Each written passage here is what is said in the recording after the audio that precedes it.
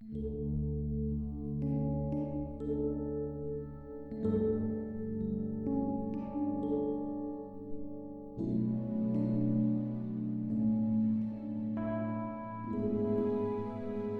pagi saudara-saudara yang dikasihi Tuhan.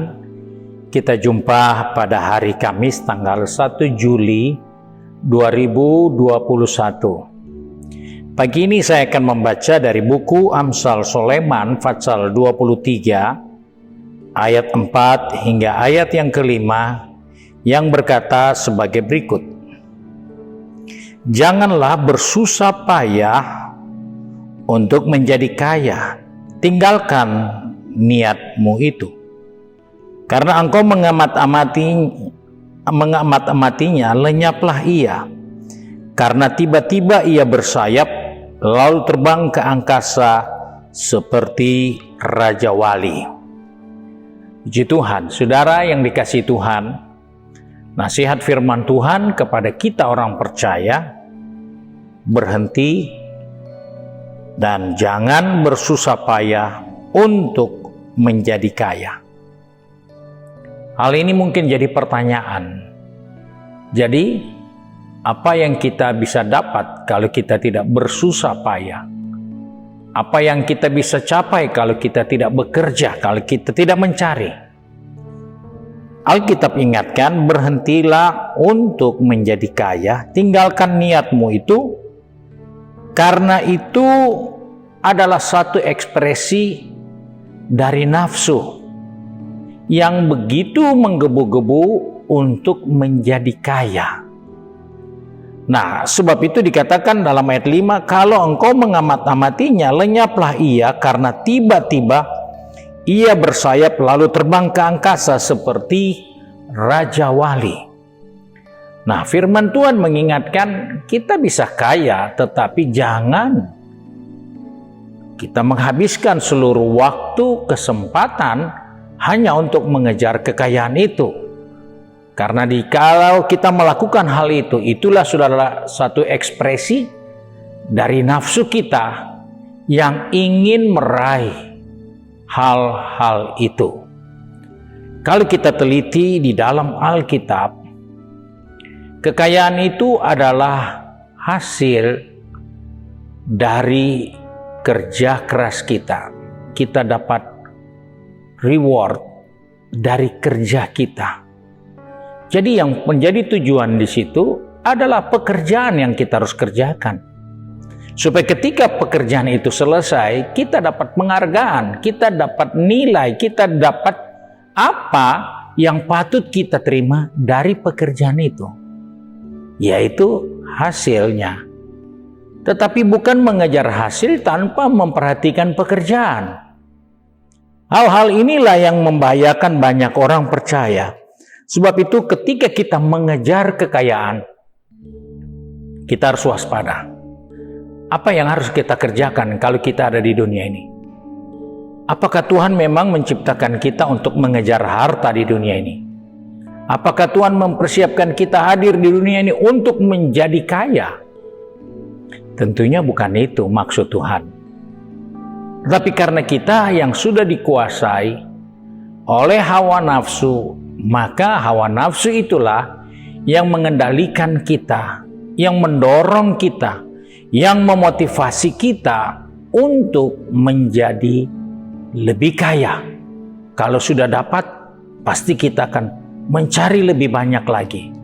Dan tidak ada hati manusia yang cukup puas dengan kekayaan yang dia sudah miliki.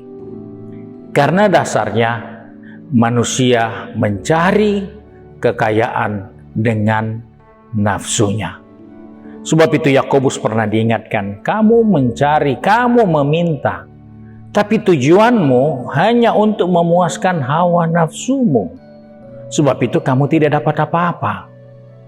Nah, hal inilah yang menjadi peringatan yang diingatkan Salomo kepada saya dan saudara.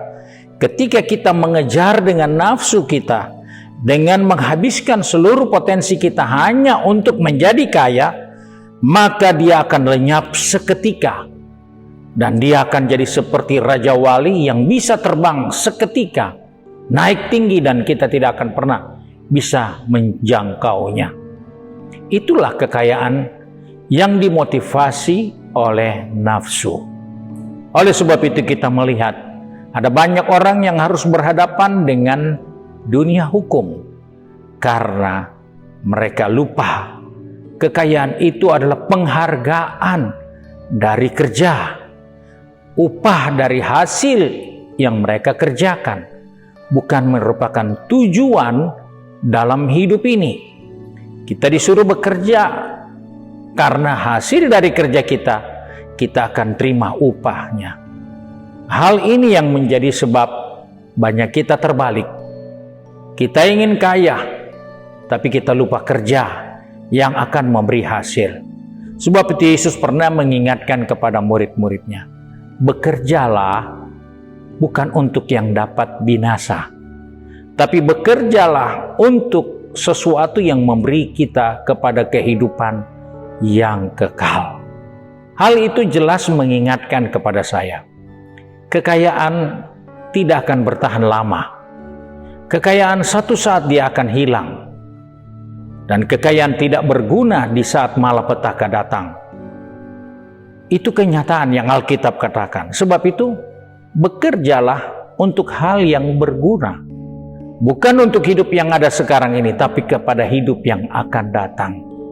Sebab itu, tidak dilarang engkau bekerja. Tidak dilarang engkau menerima reward hasil dari pekerjaanmu.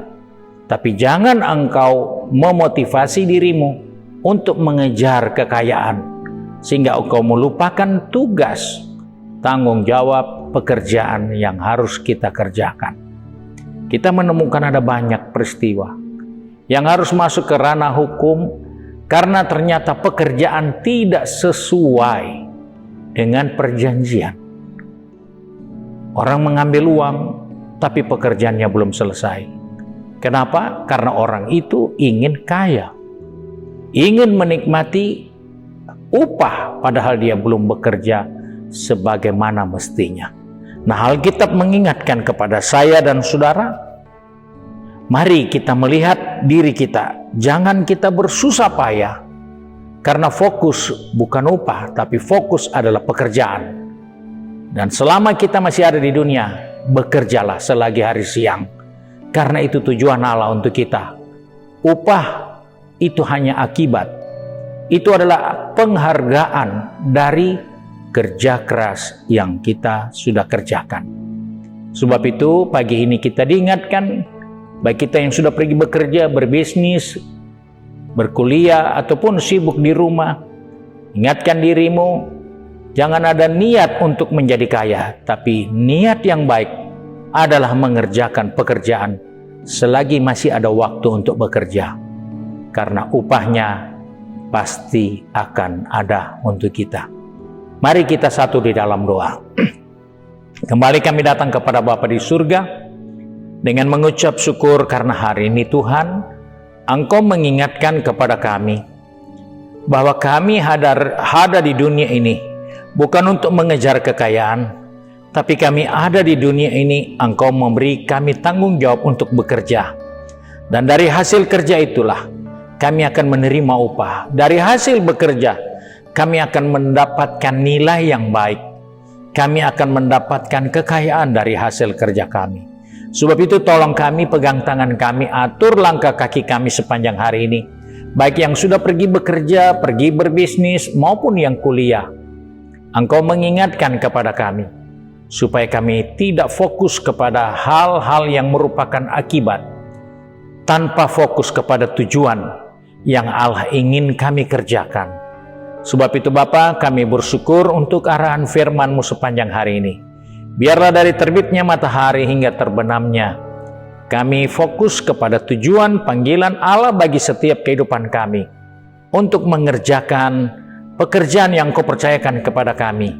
Dan kami percaya, Engkau Allah yang setia, ada upah menanti kami semua. Terima kasih Bapa untuk berkat-Mu. Kami bersyukur, kami berdoa di dalam nama Tuhan Yesus Kristus, Juru Selamat kami, Majikan yang baik dan setia. Haleluya. Amin. Puji Tuhan, Tuhan Yesus memberkati kita. Besok adalah doa puasa yang kita dapat lakukan bersama di rumah kita masing-masing.